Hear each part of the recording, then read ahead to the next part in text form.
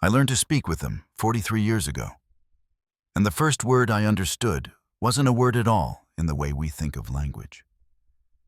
It was a plea, a sound that contained more desperation than any human syllable I've ever heard. The word was please, but that's not quite right either. It was closer to don't and mercy and I have children, all compressed into a single guttural vocalization that made my throat close up when I first recognized what it meant. I'm 71 years old now, and pancreatic cancer is eating through me faster than the doctors predicted. I have maybe 3 months, probably less. So I'm telling you this now because the secret has been hollowed out by so many years of carrying it alone, and because they deserve better than my silence. My name is Dr. Thomas Everett Shaw. I held, a doctorate in anthropological linguistics from Berkeley, class of 1974. For the first 8 years after graduation, I taught at a small liberal arts college in Oregon, publishing the occasional paper on indigenous languages of the Pacific Northwest. Respectable work, forgettable work. The kind of career that ends with a retirement party in a conference room with stale cookies and weak coffee. But in the summer of 1981, I received a letter that changed everything.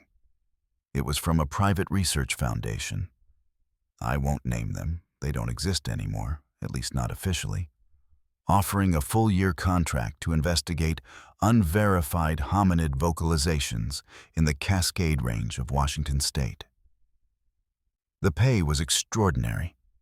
The secrecy requirements were ironclad. I was 39 years old, divorced, and desperate for something that mattered. I signed the contract the same day. They set me up in a camp 30 miles east of Mount St. Helens, in a stretch of old-growth forest that had somehow survived the eruption the previous year. The area was still restricted to most civilians, which gave us privacy. The foundation provided a modified 1979 Chevy Suburban, spray-painted in Forest Service colors, a wall tent with a wood stove, and enough recording equipment to stock a radio station. There were also weapons: a Remington 870 shotgun and a Ruger Security 6 revolver, which I found disturbing but didn't question at the time. My handlers, 2 men who never gave me their real names, told me there had been consistent reports from Forest Service workers and National Guard personnel of vocalizations inconsistent with known wildlife in the area. They showed me recordings, howls, screams, sounds that made the hair on my neck stand up. I spent the first 6 weeks hearing nothing but wind, ravens, and the occasional elk. The routine was numbing. Wake at dawn, coffee from a percolator that sat on the wood stove, hike a grid pattern through designated sectors, setting up motion-activated recording stations every quarter mile. Return to camp by dusk, transcribe the day's recordings, most of which contained nothing but static and bird calls. I'd tune my transistor radio to the only station that reached camp, KXXO out of Olympia, and listen to Casey Kasem count down the top 40 while eating canned stew. Betty Davis Eyes by Kim Carnes played at least twice a night that summer. I can't hear that song now without smelling pitch and canvas and my own sweat. The forest had a particular quality in those weeks after the eruption. Everything was covered in a fine layer of ash, even that far from the blast zone. The light came through the canopy gray and muted, like looking through a fogged window. Animals were scarce. The silence was profound in a way that felt wrong, like the forest was holding its breath. I started talking to myself to fill the quiet, narrating my own movements like some kind of deranged nature documentary. Here we see the cryptozoologist in his natural habitat, slowly losing his mind while squirrels judge him from the trees. It was September 12th, 1981, when everything changed. I remember the date because it was a Saturday. and the radio had been playing coverage of the wedding of Luke and Laura on General Hospital the day before. 30 million people had watched it, the DJ kept saying, like it was important. I'd hiked to a ridge about 4 miles northeast of camp, following a game trail that ran parallel to a creek bed. The morning was unusually warm, mid-70s, and the air had that heavy, pregnant quality that comes before weather changes. I was setting up a recording station near a cluster of old-growth Douglas firs when I smelled it. It wasn't the smell you hear about in the stories. The ape house stink, the overwhelming reek of unwashed animal. This was subtler. Musk, yes, but cut with something almost medicinal, like the smell of a hospital corridor. And underneath that, something organic and sharp, the way overripe fruit smells when it's just starting to ferment. I stopped mid-motion, my hand still on the recording equipment, and stood completely still. The smell was coming from upwind, from somewhere higher on the ridge. I didn't move for what felt like an hour, but was probably only 5 minutes. I was listening. The forest had gone completely silent. No birds, no insects, nothing but the sound of my own breathing and the faint trickle of water from the creek below. Then I heard it. A sound like someone clearing their throat, deep and resonant, coming from maybe 30 yards up the slope. My training said to document. My instincts said to run. I compromised by reaching very slowly for the portable cassette recorder in my jacket pocket. What I saw when I finally turned my head was not what I expected. I'd read the Patterson-Gimlin film analysis. I'd seen the plaster casts of footprints. I'd heard the descriptions, massive, ape-like, covered in dark hair. The creature standing 40 feet upslope was all of those things. But the descriptions had failed to capture the most important detail. It was standing perfectly still, watching me with the kind of focused intentionality that you don't see in animals. Its eyes weren't animal eyes. They were evaluating me. It was perhaps 7.5 feet tall, covered in reddish-brown hair that was darker along the spine and shoulders, lighter on the chest and inner arms. The face was flat, more human than ape, with a pronounced brow ridge and a broad, flat nose. But what struck me most were the hands. They were hanging relaxed at its sides, and even from 40 feet away, I could see the long fingers, the opposable thumbs, the way they curved slightly inward, like human hands at rest. It was female, I realized. The chest was broader, the hips wider than the classic Patty footage would suggest. We stared at each other for maybe 20 seconds.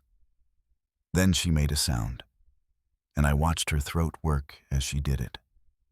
It was a long, descending vocalization that started deep in the chest and came out through the nose and mouth simultaneously.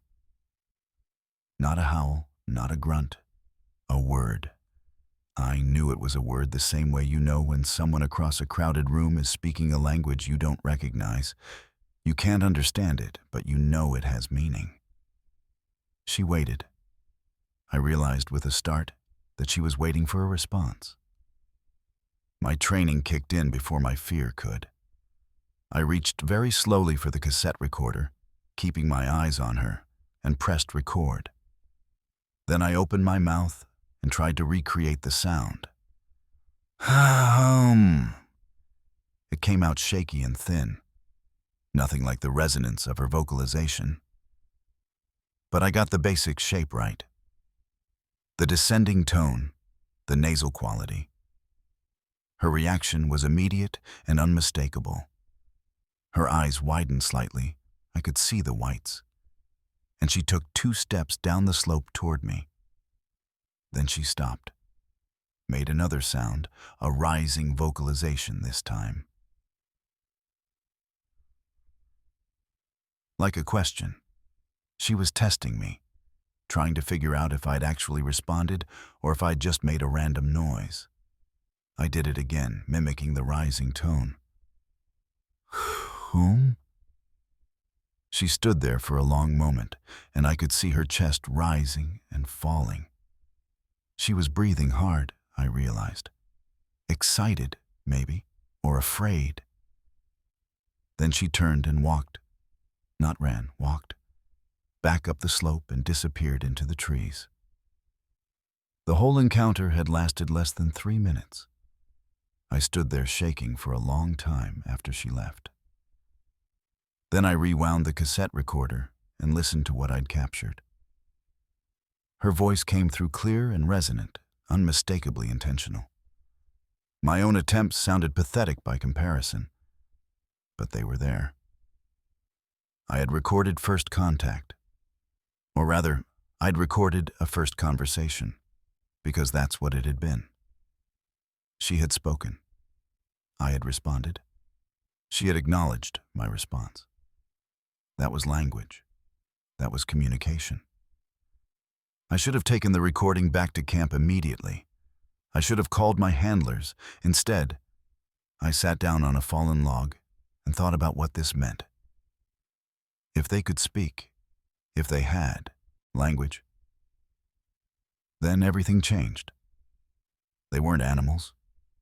They weren't monsters. They were people. A different kind of people, yes, but people nonetheless.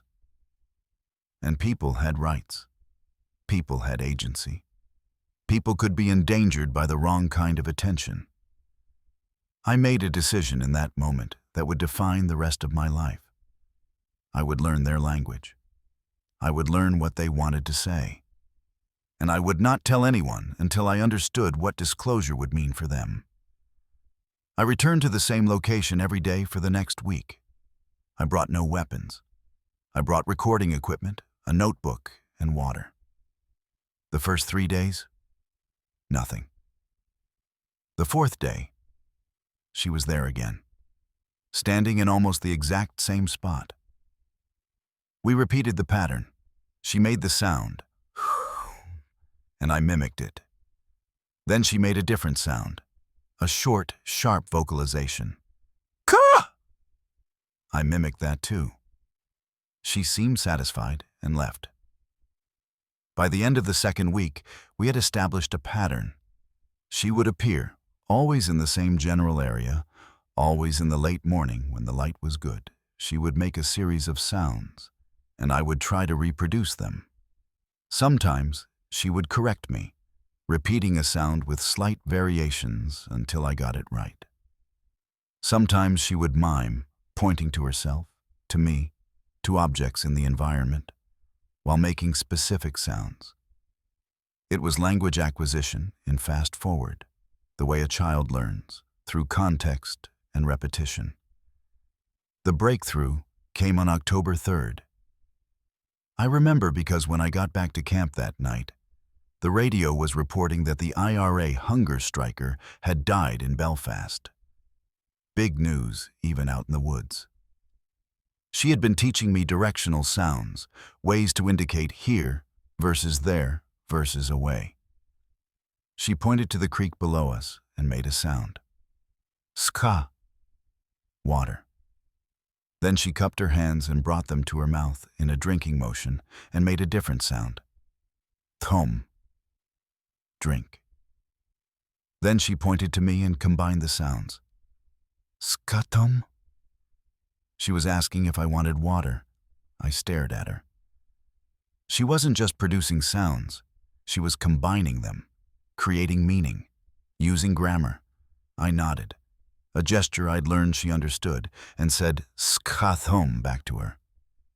She made a sound I'd come to recognize as satisfaction, a kind of clicking deep in the throat, and pointed down the slope. She wanted me to follow her. I hesitated. In all our encounters, we'd maintained a distance of at least 20 feet. Following her meant closing that gap, trusting her not to hurt me. I thought about the stories, the attacks, the screams in the night, the legends of creatures that could tear a man apart. Then I looked at her eyes again. Patient. Waiting. I stood up and followed her down the slope. She led me to a spot where the creek widened into a small pool, shaded by massive cedars. The water was clear and cold, snowmelt from higher up. She knelt at the edge, and watching her kneel was like watching a person kneel.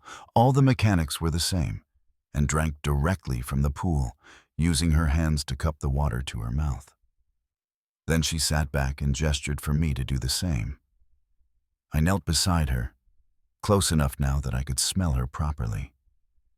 That same complex scent, musk and medicine and something else I couldn't identify. Close enough to see the details.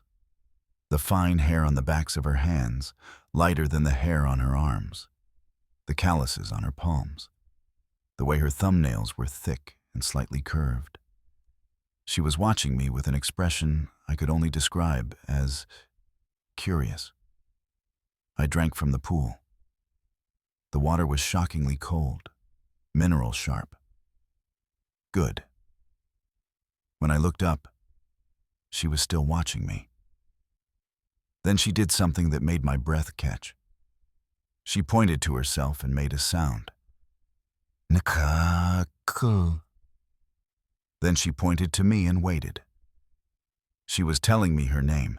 She wanted to know mine. I pointed to myself and said slowly, Thomas. It came out sounding foreign in the silence of the forest. She tried to repeat it. Thom. Close enough. Then she pointed to herself again and repeated the sound. Nahakl. I tried it. Nakul. She clicked her throat. Satisfaction. We had names now. The next 6 weeks were the most intense period of learning I've ever experienced. Nakul. I started thinking of her as Nakla, an anglicization that probably butchered her actual name. Met me almost every day. She taught me nouns first. Words for water, stone, tree, sky, sun, moon. Then verbs. Come, go, eat, sleep, hide. The word for hide, skav, came up often, always with a sense of urgency. I began to understand that hiding was central to their existence, maybe their primary survival strategy. The grammar was unlike anything in my linguistic experience. It was tonal, like Mandarin, but also relied heavily on duration and nasality. The same basic sound could have 6 different meanings depending on whether you held it for 1 second or 3, whether you pushed it through your nose or your throat. There were no written records, of course. This was a purely oral tradition. But the complexity suggested centuries, maybe millennia, of development. This wasn't primitive communication. This was a sophisticated language, possibly as old as humanity itself. I started keeping 2 sets of notes. One, coded and vague, for my handlers. The other, detailed and honest, hidden in a waterproof bag under a pile of stones near camp. I knew I was violating my contract, but I couldn't bring myself to care. Every conversation with Nakla revealed more intelligence, more emotional depth. She told me about her family. Sounds that I came to understand meant mother, father, siblings, children. She had children, 2 of them, both young. She showed me this by holding her hand at different heights off the ground while making specific sounds. The shorter one was maybe 4 feet tall, if her gestures translated correctly. The taller one, 5 feet. In human development terms, that meant children, kids. One day in late October, she brought one of them with her. I saw the smaller figure hanging back in the trees while Nakla approached. She made a gesture I'd learned meant, wait, and then pointed to the trees. She said, child, my child. Then she made the sound for come, and the smaller figure stepped forward. It was the younger one, maybe 4.5 feet tall, covered in darker brown hair than Nakla's, with enormous eyes that stared at me with unconcealed fear. Male, I thought, based on the build. Nakla made a series of sounds to the child, gentle and reassuring, then pointed to me and said my name. Tham. The child didn't approach, but he didn't run either. That felt like progress. Nakla looked at me then with an expression I'd never seen from her before. Vulnerability. She was showing me her child. The most dangerous thing any parent can do is reveal what they love most. She was trusting me. The weight of that trust made my chest tight. I sat down slowly, making myself smaller, less threatening. Then I reached into my pack and pulled out an apple. I'd started bringing fruit after learning the word for eat.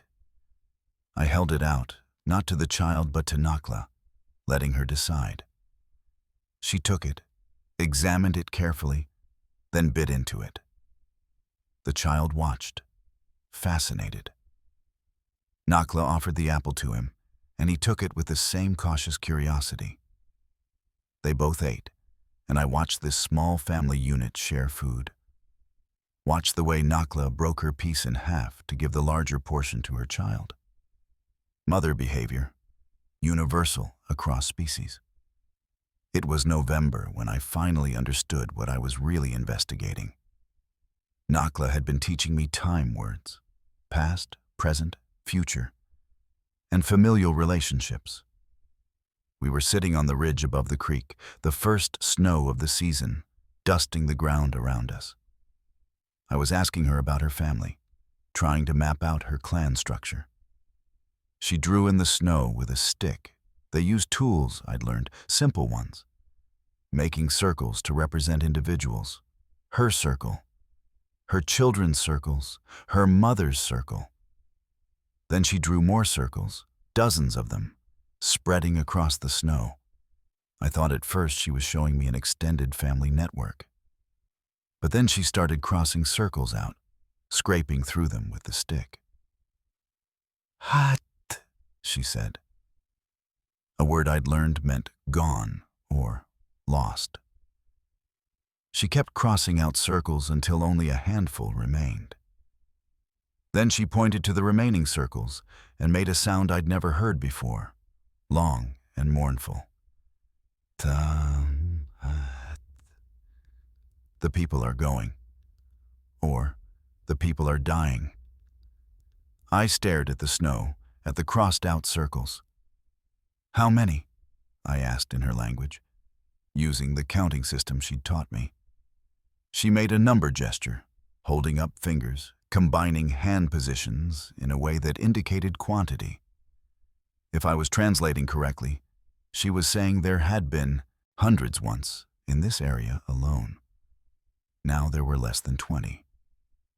Why? I asked, using the interrogative sound. What? Why? She was quiet for a long time, staring at the diagram in the snow. Then she pointed at one of the crossed-out circles and made a sound I'd learned was associated with sickness or injury. Ksha. Disease.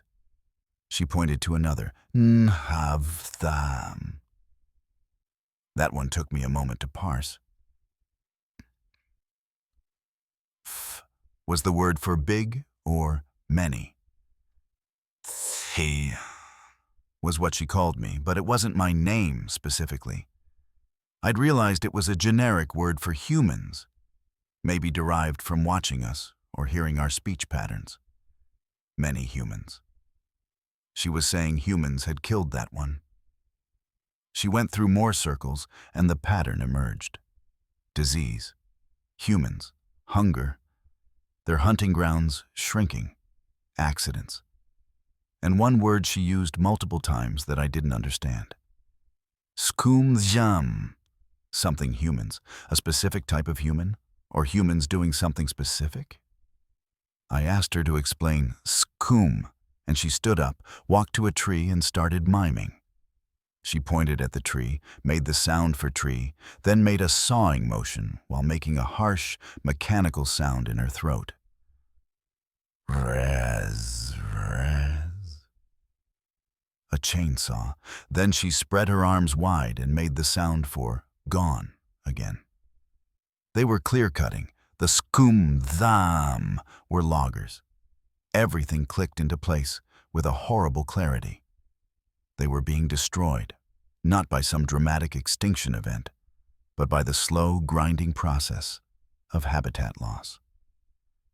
The old-growth forests they needed, the deep roadless areas where they could hide, were disappearing. Being cut down for timber, carved up by highways, fragmented into useless patches. And the more territory they lost, the more contact they had with humans, which led to fear, which led to violence, which led to more death. They were in a death spiral, and nobody knew because nobody believed they existed. I tried to tell her that I could help. I used every word I knew, every gesture. I said I could tell other humans, that I could make them understand. She looked at me with something that might have been pity, and shook her head. Another gesture I'd taught her, and it hurt to see it mirrored back at me. Then she said something that took me weeks to fully translate. She used the word for speaking and the word for me, and combined them with a negative sound. I speak, no. Then she used the word for many humans and the word for come, and combined them with a negative. Many humans come, no. Then she pointed at me, pointed at herself, and made the word for safe. We safe.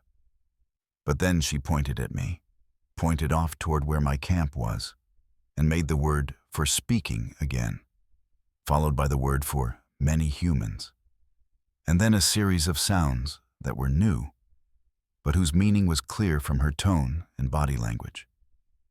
If you speak, many humans come, we not safe, we gone. She was asking me not to tell anyone. She was asking me to keep her people's secret because she'd figured out that exposure meant extinction. The wrong kind of humans would come, hunters, scientists, gawkers, developers. They'd be captured, studied, killed, or simply driven out of their last refuges. Secrecy was their only defense, and I was a threat to that secrecy. I sat in the snow, looking at this mother who'd trusted me with her child, with her language, with her people's truth, and I felt something break inside me, because I understood that she was right. I thought about the foundation that had hired me, the NDAs I'd signed, the weapons they'd given me. I thought about the Patterson-Gimlin film and how it had turned the subject into a joke, a tourist attraction, a monster in a costume. I thought about what would happen if I proved they were real. The media circus, the government intervention, the land seizures, the hunting parties. Every nightmare scenario ended with them being destroyed. I made my decision there, in the snow, with Nakla watching me. I pointed to myself, made the word for speaking and the negative sound. I not speak. Then I pointed to her and her people and made the word for safe. You safe. Then I did something that wasn't in her language but that I needed her to understand. I put my hand over my heart and bowed my head. A human gesture of sincerity, of promise. She watched me for a long moment.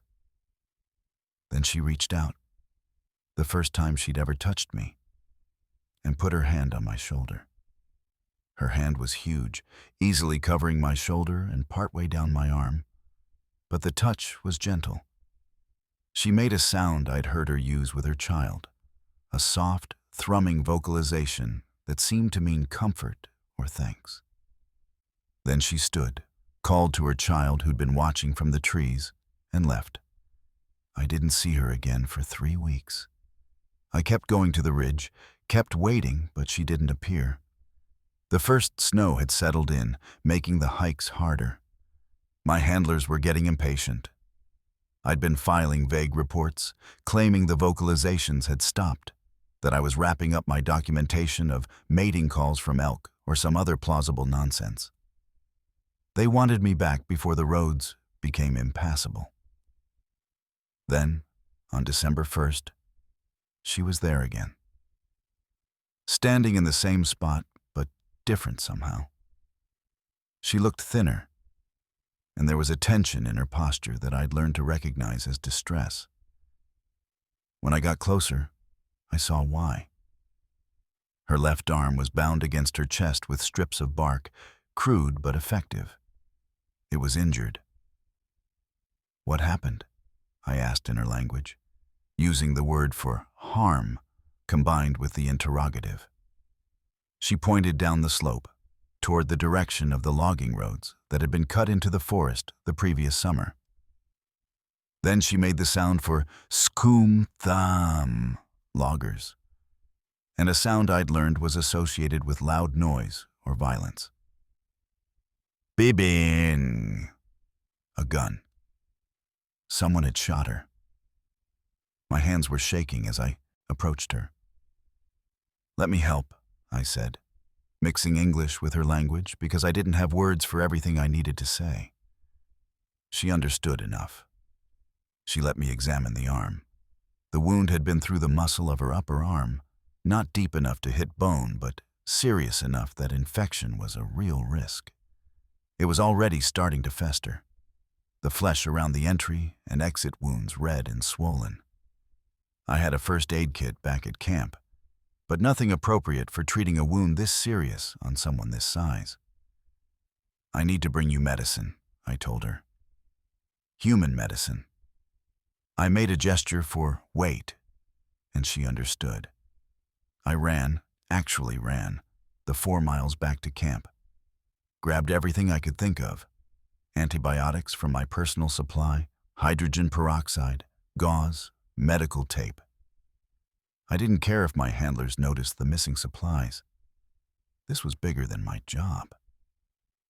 When I got back, she was still there, sitting now, looking pale beneath her fur. I cleaned the wound as best I could, poured half a bottle of peroxide through the entry and exit holes, and applied gauze. The antibiotics were tricky. I had no idea about proper dosing for someone her size. But I gave her 4 pills and mimed taking them. She swallowed them without water, watching me with those intelligent eyes. "Why did they shoot you?" I asked in her language. She explained haltingly, using words and gestures. She'd been foraging near the logging road, trying to find food for her children. The old foraging grounds were gone, cut down. She'd ventured too close to the human activity. A logger had seen her, raised something, his rifle presumably, and fired. She'd run, but not before the bullet had caught her. She'd been hiding for days, afraid that the humans would come looking, afraid to move in case they saw her again. Her children were hungry. She'd had to risk coming to find me. "Where are your children now?" I asked. She pointed northwest, up into higher elevations. She said, "Home," the same word she'd taught me first, all those weeks ago. Then she made a sound I didn't recognize, 3 sharp vocalizations. "I don't understand," I said. She tried again, adding gestures. She pointed at herself, Nakla. Then she made a sound that might have been for speak or say. Then she repeated, "Ha-kultham." Then she pointed at me and made the sound for understand. With an interrogative, "Do you understand?" I worked through it slowly. She'd said my name was Tham, which I'd thought was just her pronunciation of Thomas. But she'd just used Tham to refer to humans in general. which meant my name wasn't actually what I'd thought. She'd been calling me human this whole time. So what was she saying now? Ha-ku combined with Nakla human? Person human? Then it hit me. She wasn't giving me a new name or teaching me a new word. She was telling me something about language itself, about how she and her people saw the world. Ha-ku wasn't just person. It was people in the most fundamental sense. Her people, and them wasn't just human. It was person, too. She was telling me that in her language, both groups were people. Different kinds, yes, but both people. But then, what did ha-ku-tham mean? People. That didn't make sense unless it meant something like all people or together people or... I looked at her, and she was watching me with that patient expression she got when she was waiting for me to understand something important. I tried to think of how her language worked, how concepts were built. Repetition or combination usually meant emphasis or expansion. Ska was water. Ska was big water or a river.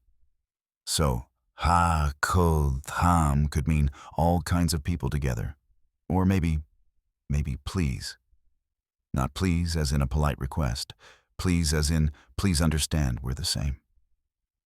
Please as in, please don't hurt us. Please as in, please let us live. My voice cracked when I tried to respond. Ha-ku-tham, I repeated. All people together, please. She made that clicking sound of satisfaction deep in her throat, but her eyes were sad. Then she said it again, but this time she added more.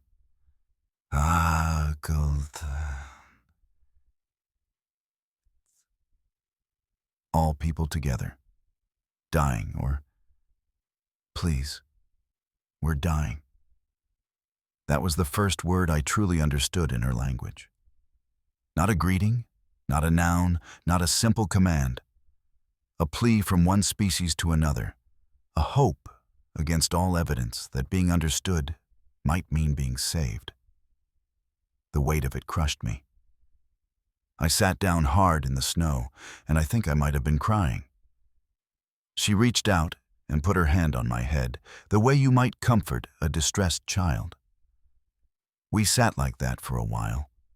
This human and this person who was not human, in a forest that was being carved away beneath us. When I finally collected myself, I asked her what she needed. Food for her children, she said. Safety. Time for her arm to heal. I told her I would bring food. I told her I would watch for the loggers, warn her if they came back. I told her everything I could think of to tell her, using every word I'd learned. She listened, and then she left, moving carefully because of her injured arm. I brought food to the ridge every day for the next 2 weeks. Bread, dried meat, apples, anything that would keep. She came when she could, sometimes with the older child who was less afraid of me now. The younger one I only saw once more, peering from the trees with those enormous eyes. The arm was healing, slowly. The antibiotics had helped, though I worried about what would happen when they ran out. On December 14th, everything fell apart. I heard the helicopters in the distance while I was hiking to the ridge. Military helicopters. The distinctive thwack-thwack of Hueys. They were flying a grid pattern, low over the trees. I ran to the ridge, and Nakla was already there, standing rigid, staring at the sky. She looked at me with something that might have been accusation or might have been understanding. Either way, the message was clear. They were coming. I didn't tell them, I said desperately in her language. I didn't speak. I promise. She made a sound I'd learned meant, I know, or I believe. But then she pointed at me, at my camp far below, and said one word. Raz. Radio. They'd been listening. Of course they'd been listening. The Foundation had probably bugged my camp from day one. They'd heard everything, or enough to know something significant was happening. Maybe they'd followed me. Maybe they'd been watching from a distance with telephoto lenses. It didn't matter. The secret was out. Nakla turned to leave, then stopped. She came back to me, close enough that I could feel the warmth radiating from her body against the cold. She put her hand on my face, gently, the way you touch someone you care about. Then she said my name, my real name, the one I'd given her. Thomas. Not human. Me, specifically. She was saying goodbye. Nam, I said back. Please, all people together. Don't go. She made a sound I hadn't heard before. Something that might have been laughter or might have been weeping. Then she turned and vanished into the trees, moving fast despite her injured arm. The helicopters were getting closer. I was picked up by men in civilian clothes driving a black Suburban about an hour after I got back to camp. They weren't violent, but they weren't friendly either. They drove me to a facility. I never learned where exactly, somewhere in eastern Washington, and spent 3 days debriefing me. They wanted everything: recordings, notes, observations. I gave them the official notes, heavily edited.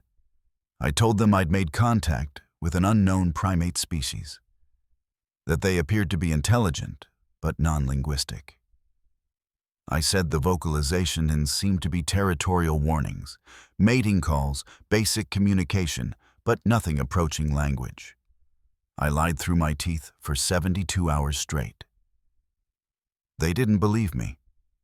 Or rather, they believed enough to keep looking, but not enough to know what they were really dealing with. They spent months combing those woods with thermal imaging and night vision, with bait and trail cameras. They never found anything. The people, Nakla's people, all 20 or so of them that remained, had vanished deeper into the wilderness, if they'd survived at all. My contract was terminated. I signed new NDAs that made the first set look friendly. The Foundation dissolved shortly after, though I suspect it just changed names.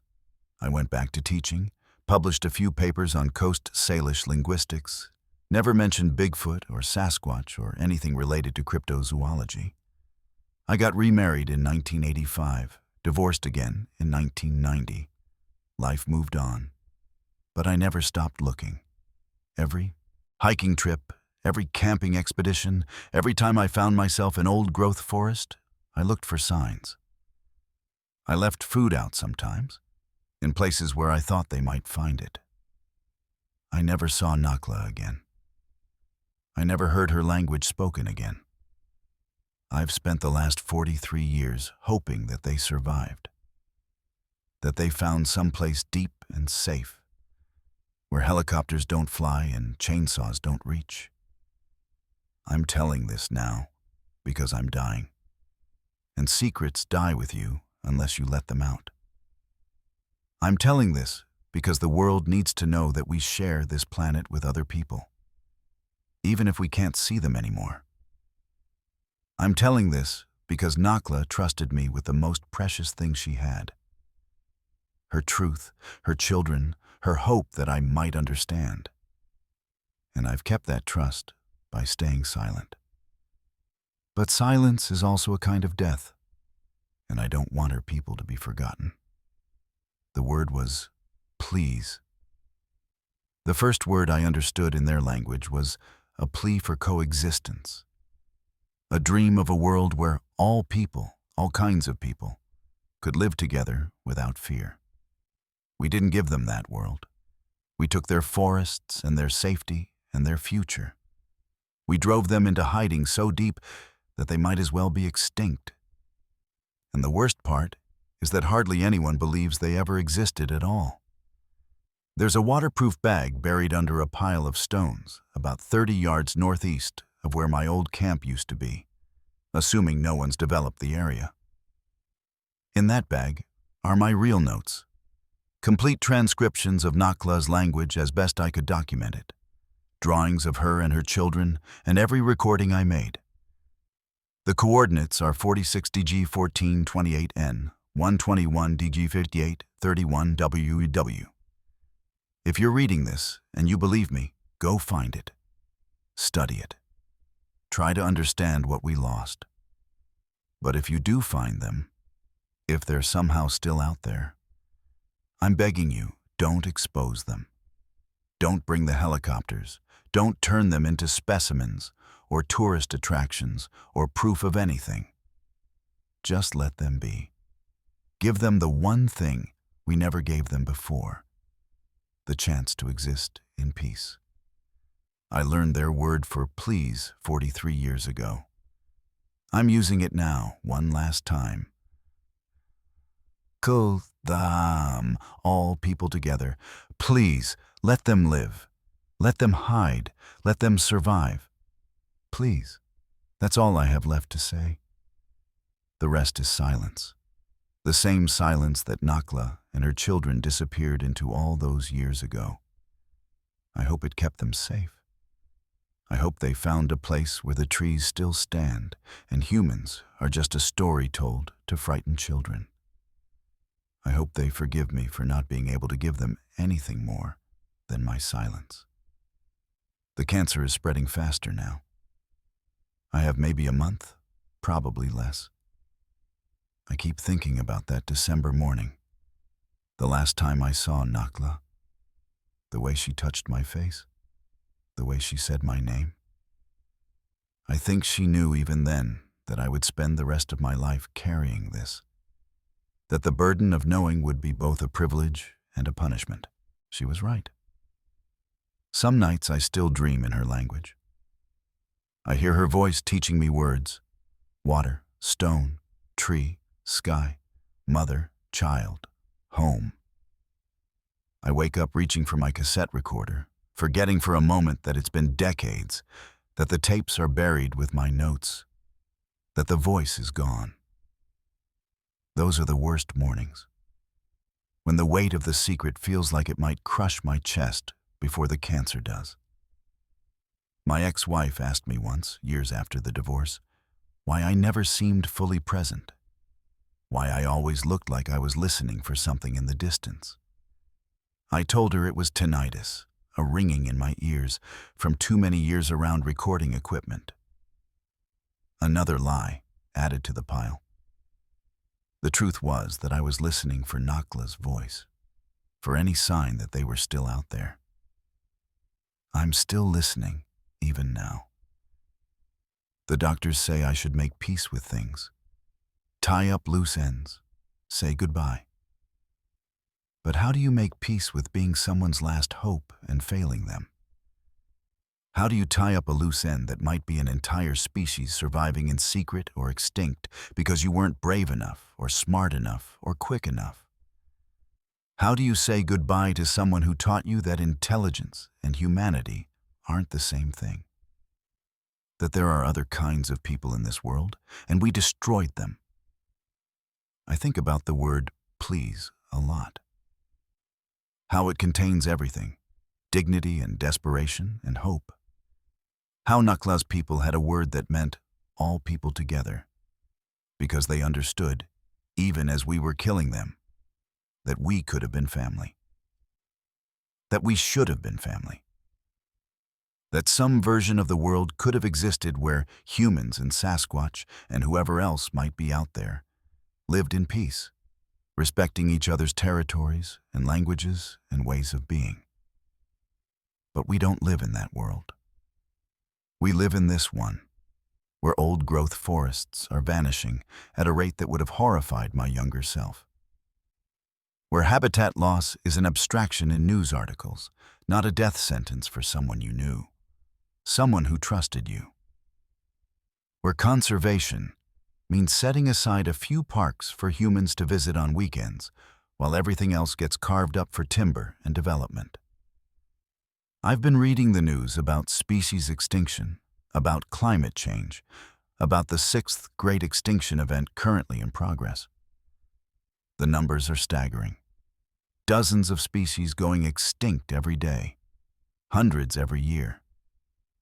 Most of them we never even knew existed.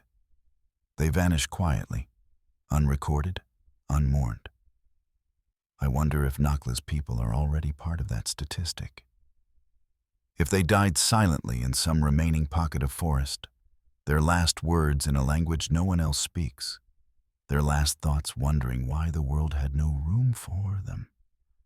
I joined a few online cryptozoology forums in the late 1990s. Back when the internet was new and anonymous enough that I thought I might find something. I lurked mostly, reading reports of sightings, analyzing photographs and videos.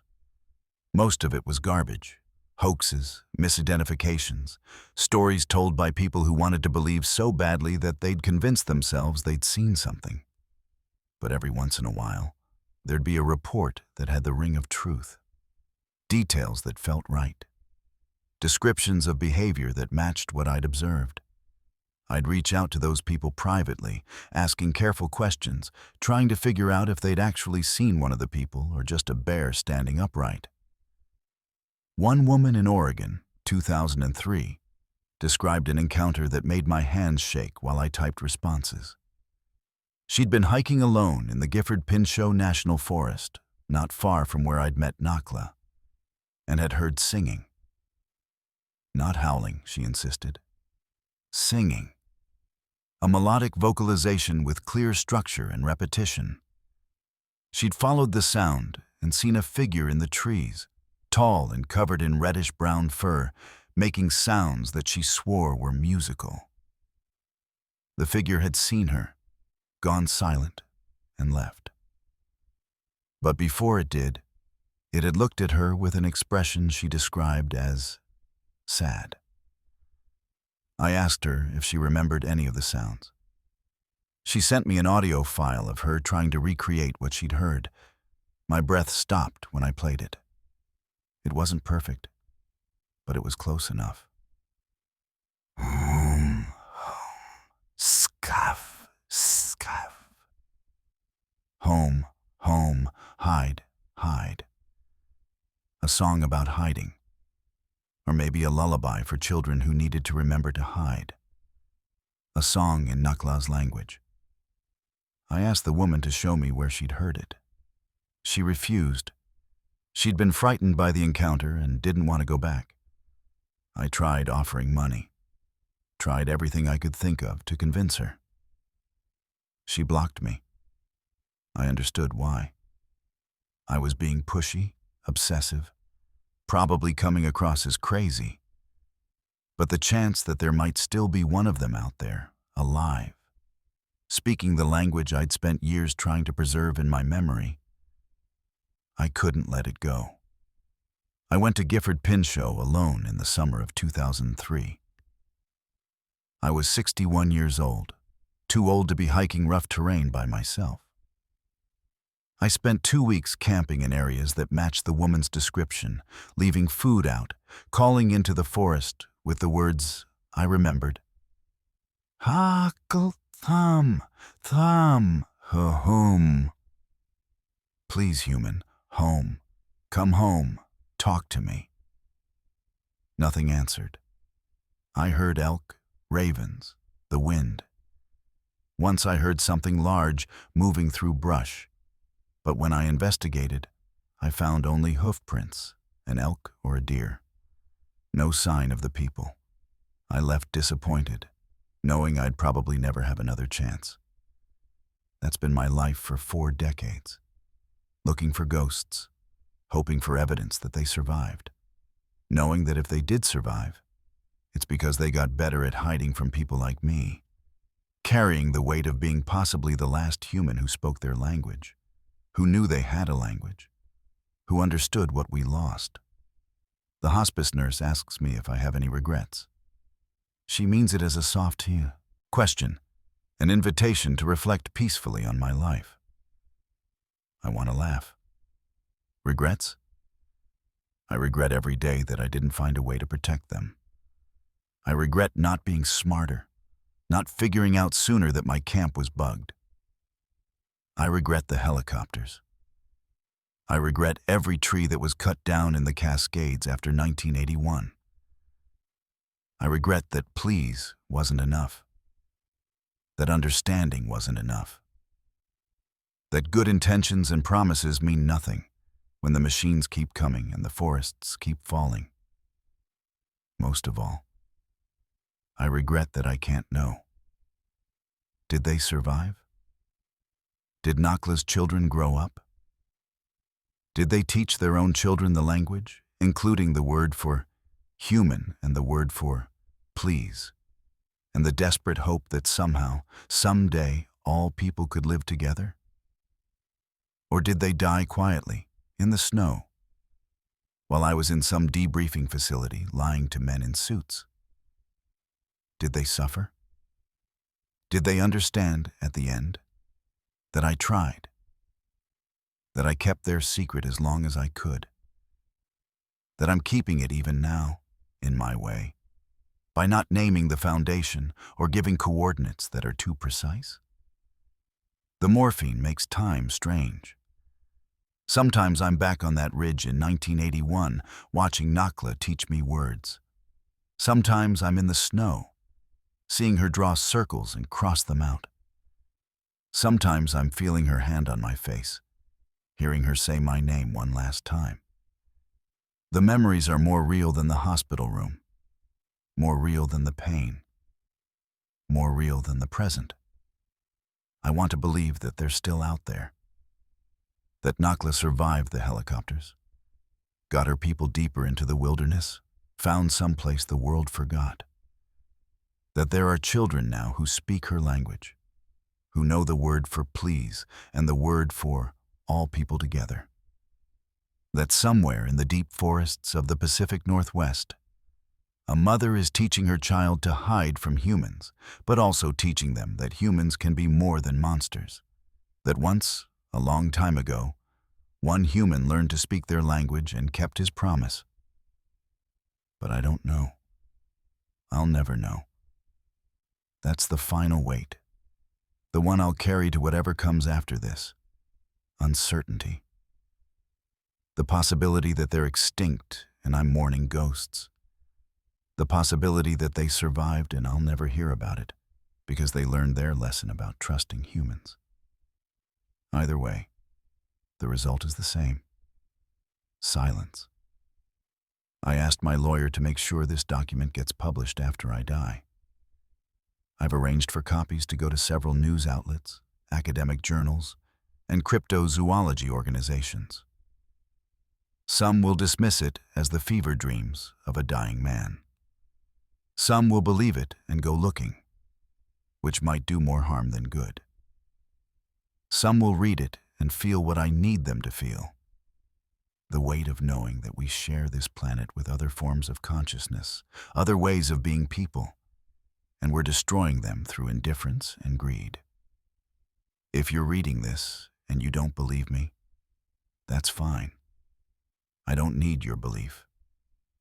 If you're reading this and you think you might go looking for them, please don't. Let them hide. Let them have whatever safety silence can give them.